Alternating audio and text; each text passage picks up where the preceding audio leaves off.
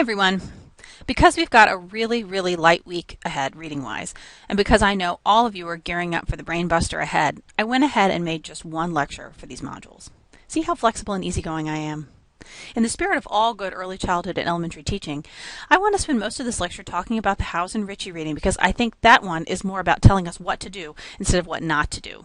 The LeCompte article, which is a classic and is actually written by my thesis advisor, if you can believe it, is a bit more about what we should not be doing, but I include it because it provides a nice foil to the Howes and Ritchie, and also, despite being published in 1978, I think the trend it describes is spot on for today's schools.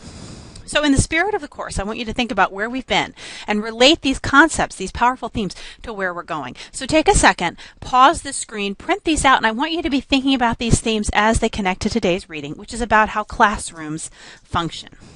They function as communities, and they also function to reinforce some less than positive things. So, Howes and Ritchie tell us that the very way in which learning environments and materials are managed can have an effect on teacher-child relationships. As an anthropologist, when I'm doing fieldwork in a classroom, one of the first things I try to be attuned to is the way the physical space is marked out. We assume the universality of desks and rows and so on, but there are a lot of ways that spaces control bodies or alternatively set them free. Additionally, physical spaces and bodies are further controlled and managed by the routines of the classroom, the consistency and stability of a classroom community, and the extent to which learning is allowed to be non-hierarchical, so everyone gets a chance to be the knower. One thing that I have noticed and studies support is that many teachers and others interpret stability and consistency as meaning that learning has to happen the same way all the time, and usually that's with the teacher in front in charge. This is certainly what we're seeing in scripted schools. But that isn't the same thing. And again, Howes and Ritchie would say that it's counterproductive to the positive relationship. Instead, predictable routines and people make students feel safe, and peer learning and tutoring at any variety that they can possibly have makes them feel both confident and creates conditions for good relationship building and better learning. So let's talk about routines. When I was a teacher of very young children, I remember that rainy days, snow delays, or early dismissals made the classroom seem, well, chaotic, to borrow a term from Howes and Ritchie. Similarly with my own children, anytime they're outside the comfort of their routine, they tend to go kind of nuts. These examples are, of course, oversimplifications, but anyone who works with children knows that children need predictable routines. Okay, all children, but especially for children who may be living in conditions that are what we might call risky. Because not every child has a predictable routine at home, it is doubly, nay, triply important that the school and classroom provide this kind of safety. This doesn't mean that you can never have lunch early, as the example of Ollie might suggest, but rather that we do not discount the importance of routine. Kids need to know what's going to happen. Expectations need to be consistent. One nice vignette I thought was on page 94, talking about Henry and the consistency of expectation. You just say it over and over and over again so they know exactly what to expect. It doesn't mean the kids will always listen, will always do what you say, but if they know what to expect, it provides that foundation for good attachment. I can hear my phone ringing in the background. That's kind of fun. So let's talk a little bit about community stability. This is especially important with teachers. Children need the same teachers over time. Children in early care settings, and arguably in older grades too, may benefit from looping or Waldorf approaches.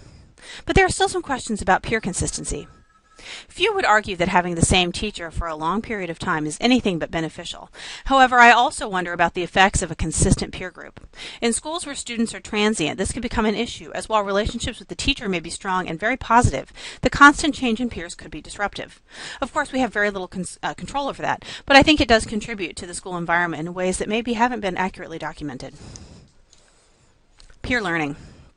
Peer learning is basically always good if managed properly.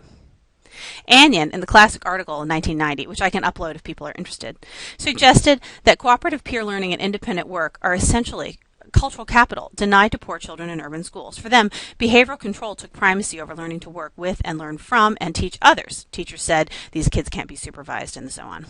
Another question I had about peer learning is if the outright benefits of peer learning are further amplified by the teacher-school self-selection factor. In other words, is it amplified by the skills of the teacher who is able to put her trust in cooperative learning and the school climate that enables her to do so? Perhaps these variables contribute to academic and relationship building, understanding classroom payoffs for peer learning. As a segue into our discussion of the next chapter in Howes and Ritchie, these are teachers who are comfortable and able to trust their students and are able to sit back and watch. Remember, too, that in the LeCompte article, we see that school is training children to be workers. What does the hidden curriculum of a peer-supported classroom say?